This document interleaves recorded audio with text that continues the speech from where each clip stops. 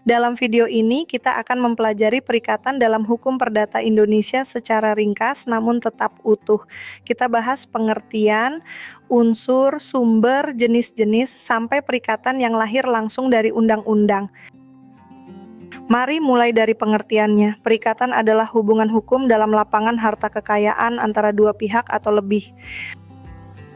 Disebut hubungan hukum karena hak dan kewajiban para pihak diakui serta dapat dituntut menurut hukum. Dalam perikatan biasanya ada pihak yang berhak menuntut sesuatu. Pihak ini disebut kreditur. Sebaliknya ada pihak yang wajib memenuhi tuntutan itu. Pihak ini disebut debitur. Hak kreditur pada intinya adalah menuntut prestasi dari debitur sesuai isi perikatannya. Prestasi debitur bisa berupa menyerahkan sesuatu, melakukan sesuatu, atau tidak melakukan sesuatu. Dasar umum pengaturan perikatan ini terdapat dalam buku Tredi, Kitab Undang-Undang Hukum Perdata atau KUH Perdata, yang menjadi landasan penting dalam mempelajari hukum perikatan. Untuk memahami perikatan dengan tepat, kita perlu melihat unsur-unsurnya satu persatu. Unsur pertama adalah para pihak. Di sini ada subjek hukum yang saling berhadapan seperti kreditur dan debitur. Unsur berikutnya adalah prestasi, yaitu objek dari perikatan yang wajib dipenuhi oleh debitur. Lalu ada hak dan kewajiban. Kreditur berhak menuntut, sedangkan debitur berkewajiban memenuhi prestasi itu. Karena ini hubungan hukum, hak dan kewajiban tersebut tidak berhenti sebagai janji biasa. Keduanya dapat dituntut secara hukum.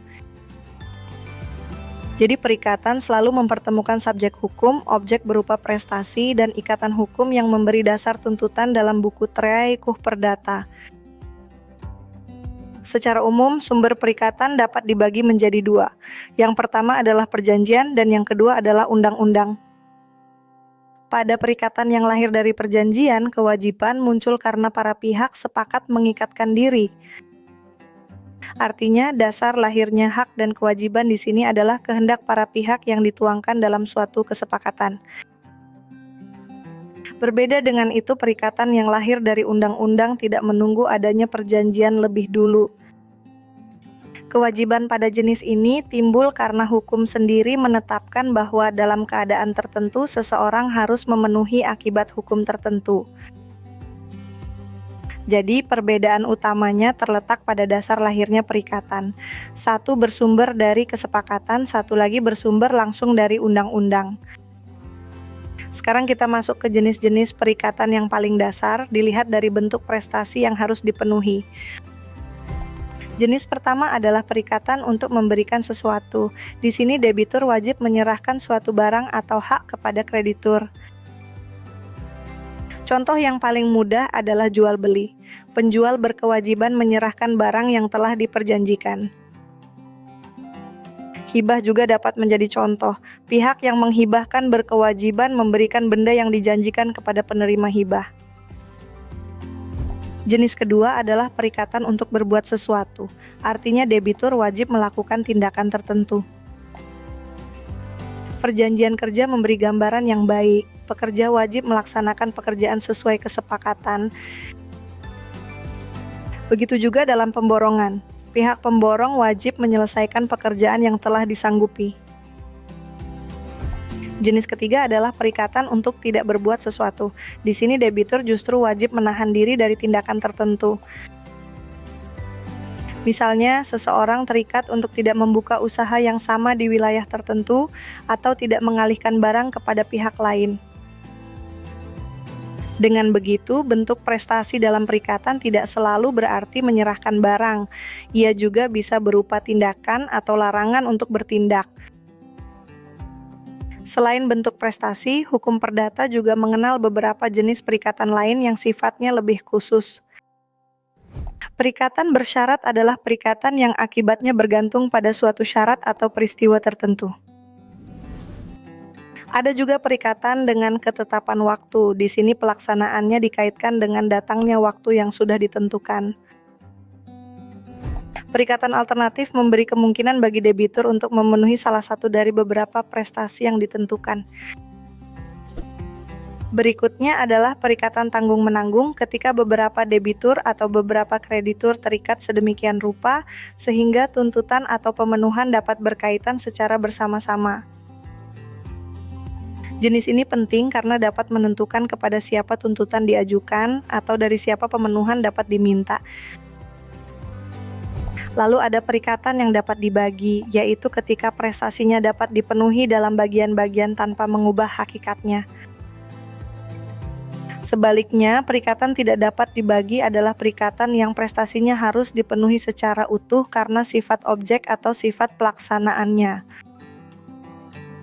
Jadi, klasifikasi ini membantu kita melihat bahwa perikatan bukan hanya soal siapa berutang kepada siapa, tetapi juga soal bagaimana dan kapan prestasi itu harus dipenuhi.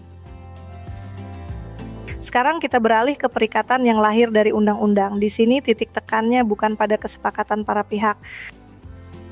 Perikatan ini lahir langsung karena hukum menetapkan adanya akibat tertentu dalam suatu keadaan tertentu. Artinya, meskipun para pihak tidak lebih dulu membuat perjanjian, hukum tetap dapat melahirkan hak dan kewajiban di antara mereka. Dasar penting untuk memahami hal ini dapat dilihat dalam pasal 1352 KUH Perdata.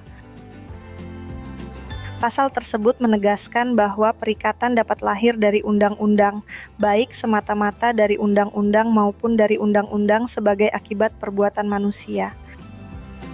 Jadi sumber ini berbeda dari perjanjian karena kehendak para pihak bukan unsur yang melahirkan perikatannya. Yang melahirkan perikatan adalah ketentuan hukum itu sendiri ketika fakta yang diatur undang-undang benar-benar terjadi. Dengan kerangka ini, kita bisa lebih mudah memahami mengapa ada kewajiban hukum yang muncul tanpa adanya kontrak terlebih dahulu. Pembahasan berikutnya akan menunjukkan bahwa salah satu jalannya adalah melalui perbuatan manusia yang akibat hukumnya sudah ditetapkan oleh KUH Perdata. Salah satu bentuk penting perikatan dari undang-undang timbul karena perbuatan manusia. Menurut pasal 353 KUH Perdata, perikatan yang lahir dari undang-undang sebagai akibat perbuatan manusia dapat bersumber dari perbuatan yang menurut hukum maupun yang melawan hukum. Contoh perbuatan yang menurut hukum adalah zakwa-arneming. Zakwa-arneming terjadi ketika seseorang dengan sukarela mengurus kepentingan orang lain tanpa lebih dulu diminta, tetapi tindakannya menimbulkan akibat hukum tertentu.